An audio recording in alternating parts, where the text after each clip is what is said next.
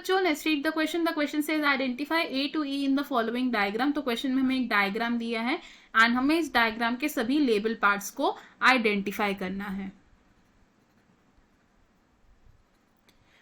सबसे पहले देखते हैं इस क्वेश्चन में यूज होने वाले की कॉन्सेप्ट को.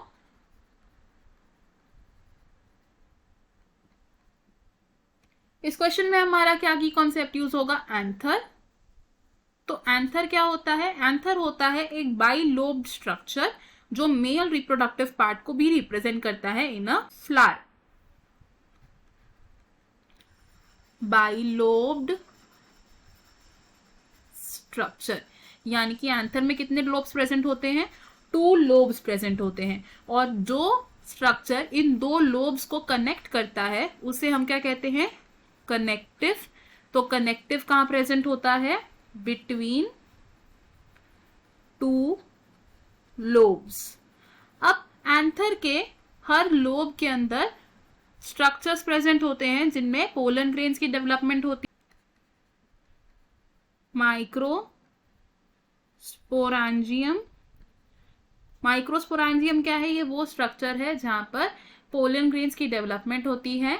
एंड हम क्या कहते हैं कि each lobe of anther has 2 microsporangium. तो एक टिपिकल एंथर में कितने माइक्रोस्पोरांजियम होंगे? 4 माइक्रोस्पोरांजियम इन अ कंप्लीट एंथर. अब जो माइक्रोस्पोरांजियम होते हैं इनकी वॉल लेयर्स प्रेजेंट होती है. क्या है इसमें प्रेजेंट? वॉल लेयर्स प्रेजेंट होती हैं. और ये लेयर्स कौन सी होती हैं? These are epidermis which is the outer most layer, endothecium, middle layer and tapetum. Now let's see the diagram of TS of anther यानी कि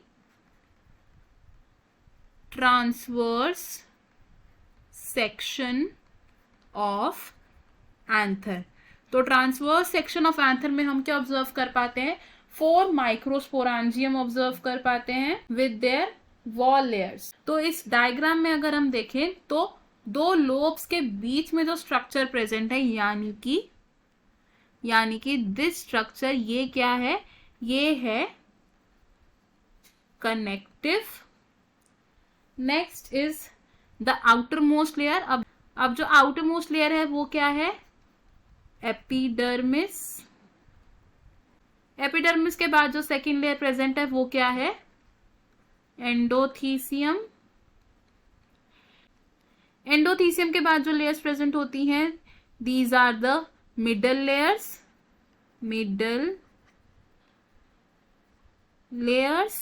मिडल लेयर्स के बाद जो लास्ट लेयर है that is tapetum. This is tapetum. This structure over here is sporogenous tissue. Sporogenous tissue कहां present होता है? In the center of microsporangia, जो फर्दर डेवलप करे एक पोलन मदर सेल को जिससे मियोसिस डिवीजन होगी एंड माइक्रोस्पोर्स की डेवलपमेंट होगी. नाउ फ्रॉम द क्वेश्चन हम क्या बोल सकते हैं कि ए क्या है? It is connective. B here is epidermis. C is endothecium. D here is sporogenous tissue.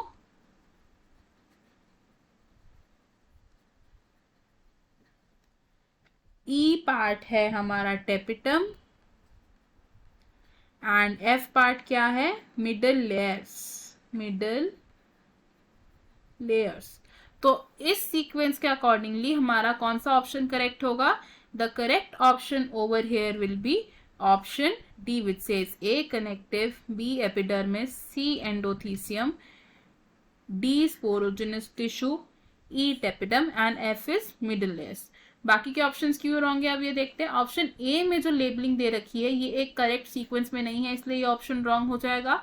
Option B में लेबलिंग करेक्ट नहीं दे रखी, the sequence is not right है, तो ये ऑप्शन भी रॉन्ग होगा. ऑप्शन सी की लेबलिंग भी इनकरेक्ट है इसलिए ऑप्शन भी रॉन्ग हो जाएगा. हमारा करेक्ट और फाइनल आंसर है इस क्वेश्चन में option D. I hope you understood it well. All the best. Thank you.